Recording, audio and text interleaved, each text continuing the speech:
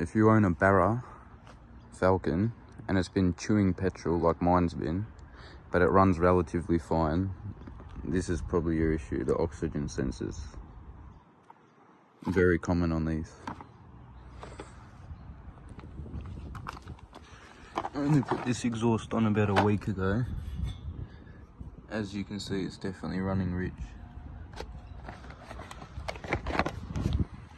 Another thing is, if you do think it is the oxygen sensors, you should probably check if your catalytic converter is blocked as well. So basically what I'm going to be doing is taking off that whole section of the exhaust down here, the top oxygen sensors here, the pre-cat one, and then the other one's down underneath. But I'm going to be taking that section off, checking that the cat's not blocked, and installing the new sensors. Alright, so from the top, what you want to do, there's two 14mm bolts that I get off with a rattle gun from underneath, holding that section of the exhaust on. Then the O2 sensor, you just unscrew from the manifold here, and then it plugs in just back there to that green plug. And then I'll show you what to do underneath. By the way, because the exhaust bolts, they can be annoying to get to, I go from underneath with an extension on a rattle gun.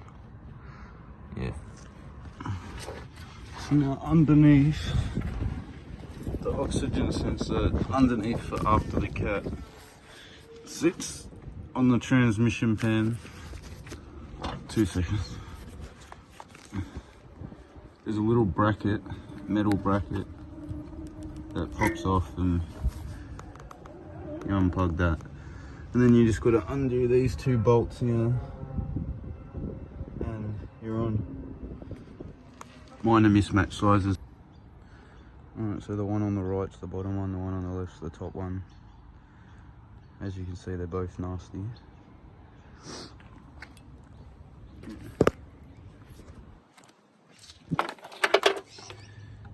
I just used that to undo it because I didn't quite have a big enough spanner. But now I just got to put the exhaust back in and it's done.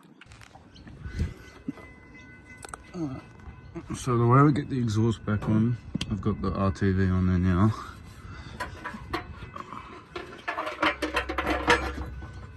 I prop it up on some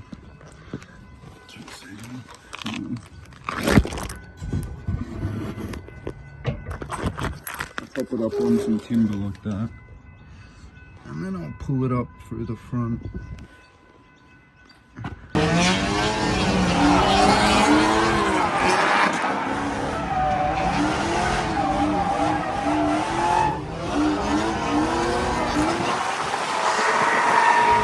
A block of wood there and something to hold it there, and then I'll pull it up through the top and put one of the bolts in at the top, and come do the bottom bolts, do that O2 sensor, and then the last bolt up top, and you're done.